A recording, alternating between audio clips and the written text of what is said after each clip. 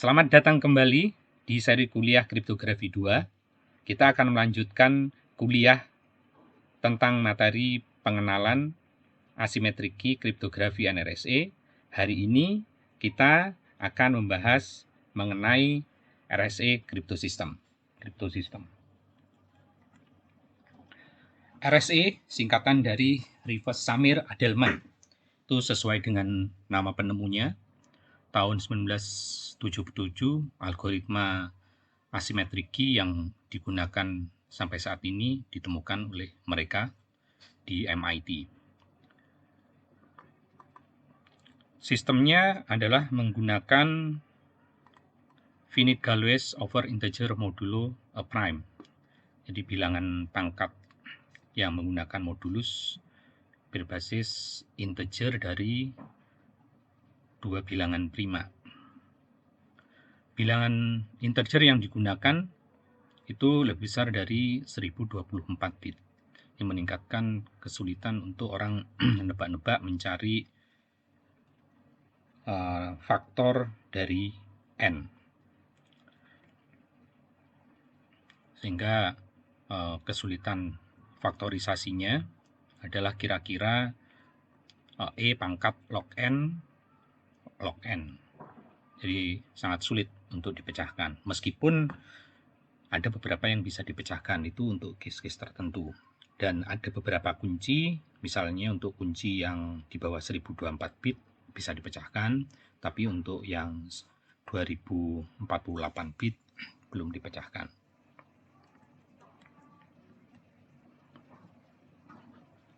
Nah, karena RSA menggunakan modulus pangkat, sehingga kesulitan untuk memecahkan RSA itu exponentiation, baik untuk encryption-nya maupun decryption-nya, karena attacker atau Eva itu harus menghitung akar dari cipher modulus n, bilangan integer dari public.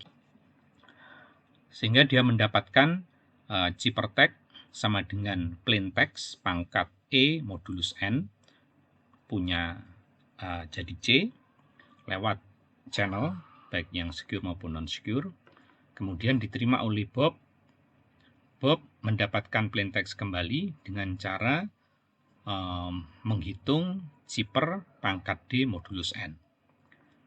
Seandainya Eva atau attacker atau seorang yang punya akses sniper ke jaringan dapat C, maka untuk mendapatkan P dengan kunci publik yang dia miliki, yaitu N dan E, dia harus menghitung akar dari cipher pangkat E. Nah, ini yang luar biasa sulit, yaitu karena memiliki kompleksitas eksponensial complexity. Prosedur untuk mendapatkan kunci RSA itu adalah kita harus memilih dua bilangan prima yang sangat besar, random, yang kita sebut sebagai P dan Q. Kemudian kita menghitung basis modulusnya, di mana N sama dengan P kali Q. Kemudian kita menghitung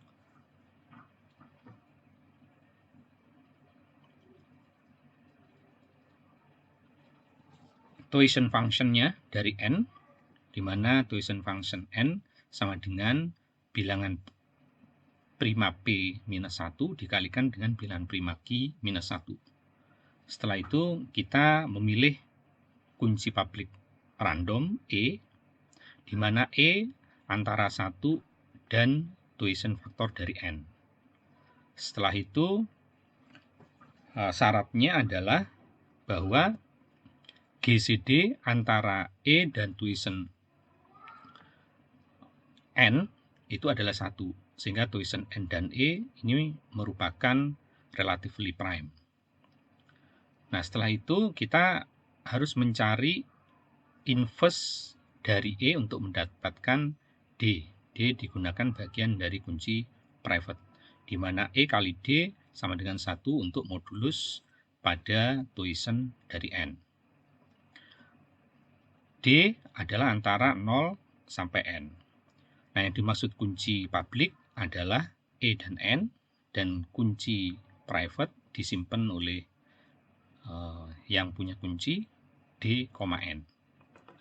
Nah, ketika seseorang ingin mengencrypt plain text, maka dia menggunakan kunci publiknya yang terdiri dari E dan N, di mana ciphertext sama dengan P pangkat E modulus N. Nah, kunci publiknya sendiri itu di-generate oleh sistem atau oleh Bob yang memiliki server untuk menghitung kunci publiknya dia. Nah, kunci publik ini disebar sehingga Alice bisa mendapatkannya.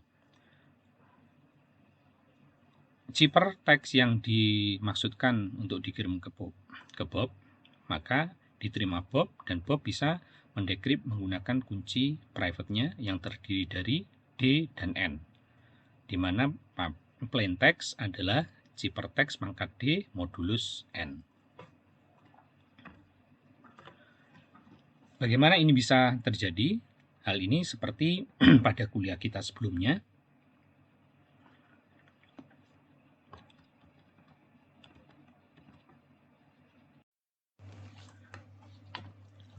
Bagaimana ini bisa terjadi? Ya, sesuai dengan kuliah kita sebelumnya tentang teori bilangan yang digunakan untuk enkripsi asimetrik key.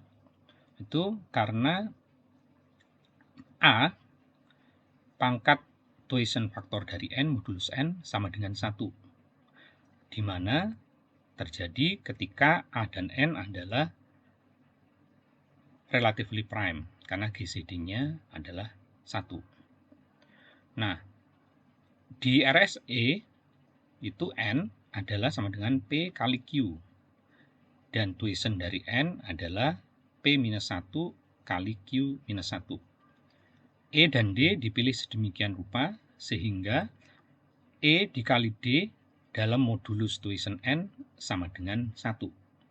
Begitu juga dengan kelipatannya, kelipatan dari K. Dengan demikian, kalau ada